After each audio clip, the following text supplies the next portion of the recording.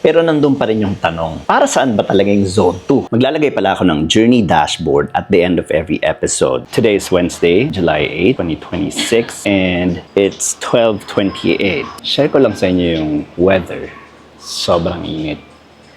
Hopefully mamaya hindi uulan. 6 kilometer easy. Zone 2 lang tayo ngayon, ano? Kailangan ko siyang 135 na heart rate lang kasi mahalaga yung recovery para bukas. Kasi bukas 8 kilometer tayo. Feeling ko kasi magkakasakit yung paa ko dahil nag-hard ako kahapon. Hinay-hinay lang tayo ngayon. Yung pinaka-problema ko ngayon, parang uulan na naman. Uulan na araw, uulan. So, punta na tayo sa site and tingnan natin kung ano matututunan natin ngayon. By the way, it's Gertrude at ako ay isang takbohista. Nandito na tayo. Pero bago ang lahat, CR muna, and stretchings. Sheesh! Okay, so nag-start na tayo. Yung plano, the whole run, baga lang. However, route ko na ito, sobrang pasalubong sa hangin. Ayan malakas ng hangin. Medyo hinihingal na agad ako. Bagal-bagal lang. See you after the first kilometer. Katulad nung na-predict ko, may something na medyo masakit sa right foot.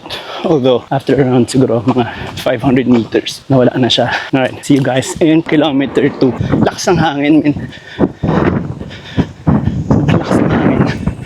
And against siya sa akin, parang kalaban natin yung hangin. Anyway, I'll see you in kilometer 3. Parang mahirap nung pagkabagal niya kasi hindi siya masyadong komportable for me. I'll see you in kilometer 4. Sobrang bagal natin. Parang hindi na siya masyadong nakakatuwa. I'll see you in kilometer 5. Bakit kaya ganun yung yung zone 2? Parang frustrating kasi nagsistick ka sa ganitong kabagal na speed. Kaya mo naman kahit paano bumilis. Kaso, at the same time, hahabulin mo yung heart rate mo at 135. So, babagalan mo. Ang nakakainis sa akin, babagsak na siya ng 11 minutes per kilometer. Nakakainis. Feeling ko kasi gusto ko sana mag-improve na. Tapos ganito lang yung takbo mo. Parang wala rin progress. See you in kilometer 6. And that's how it's done. Everything's okay. The run was okay. Masaya. Pero frustrating. Katulad niyan, natapos tayo. Hindi tayo pagod. Hindi ako hinihingal. Nothing. Yeah, it's just a meh day. But I'll take it. Bakit nga ba natin ginagawa ang zone 2? Pag-aralan natin. So ayun nasa bahay na tayo and medyo gabi na ako nakapag-record. Anyway, kanina pag uwi ko, sobrang lumakas yung ulan.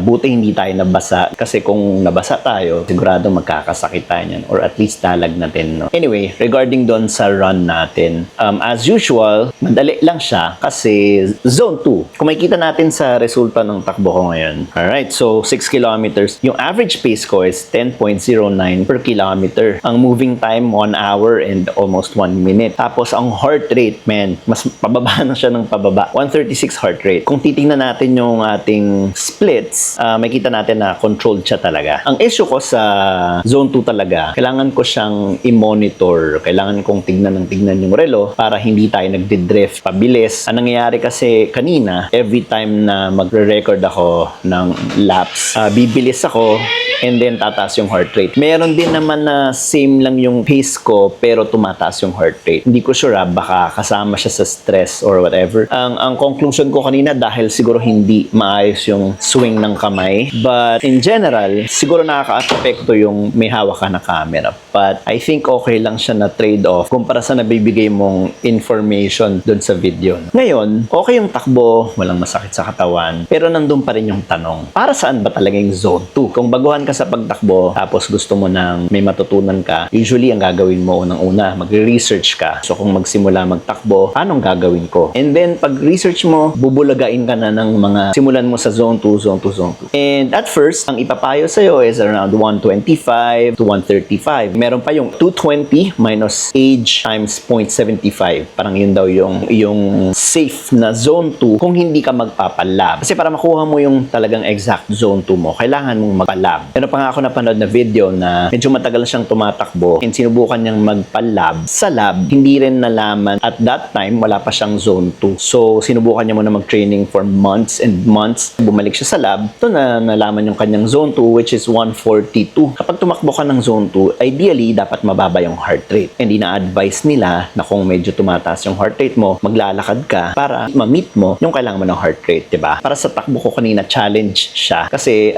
gusto ko sana nang hindi ako naglalakad eh. So, babagalan ko talaga. I really have to monitor my watch sa heart rate. Hindi siya yung katulad nung safe zone na sinasabi ko na nasa around 145, 148 heart rate na hindi ko na siya kailangang isipin. Parang parang automatic sa katawan ko na yun yung speed ko, yun yung heart rate ko, hindi siya tataas, hindi siya bababa, consistent siya. Kaya ako nasabi na hindi siya komportable para sa akin. Parang medyo frustrating pa nga yung run at some point kasi ang bagal mo, unahan ka na ng mga tao. Kaya doon ako nagkaroon ng tanong na, para saan ba to? Parang hindi na stress eh. Sobrang dali niya to a point na, ano bang silbi nito? Well, kapag i-research mo din ang Zone 2, it says, tinataas niya yung iyong aerobic ceiling. Diba? Parang, ano yun? Hindi ko rin masyadong maintindihan ng aerobic ceiling. Ang dami din kasi mga jargon terms na hindi mo alam. So, aerobic ceiling, tataas. Doon na pumapasok yung run slow to run fast. Hirap niyang intindihin. Andiyan pa rin yung tanong sa akin na para saan ba yung Zone 2? Hindi ko din naman masasagot kung hindi ko siya i-experiment sa sarili ko, diba? Nabanggit ko before na nag-start ako magtakbo around 15th of May 2025. Tapos, ang takbo ko noon, ang aking Zone 2, nasa yung 125 to 135 heart rate, nasa roughly 40 minutes per kilometer. And then, eventually, hindi ko rin kasi masabi na reliable yung Strava ko last year kasi bawat kilometer meron kaming rest or bawat isang ikot, may it be 1 kilometer, 1.2 kilometer or 2 kilometers, papahinga kami, mag-water break, then jog. And yung jog pa namin before, 2-minute jog, 2-minute walk. Wala kaming continuous na takbo na walang pahinga. Siguro umabot na lang ako sa continuous run. Nito na lang, late na din. And pagpasok ng May this year, doon na talaga ako nag-focus sa talagang running na nung una, kailangan ko pa rin talagang maglakad. Pero noong nag-start akong magkaroon ng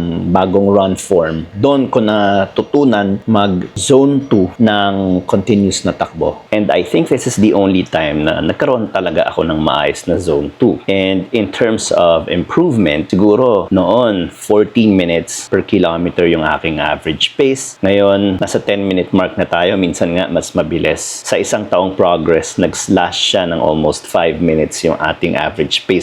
Siguro yung aking aerobic ceiling is higher. Maybe it means my heart and my lungs are producing more air. Hirap din talagang malaman. Anyway, hindi na natin pahabain yung video. Siguro para masagot ko yung tanong, I need more time. Pero in terms of improvement, nandyan naman siya. Siguro yun na yun. I'm not yet sure. And if ever ikaw na nakakanood and may knowledge ka about Zone 2, maybe you can give us information para makatulong. I guess that's it muna for today's video.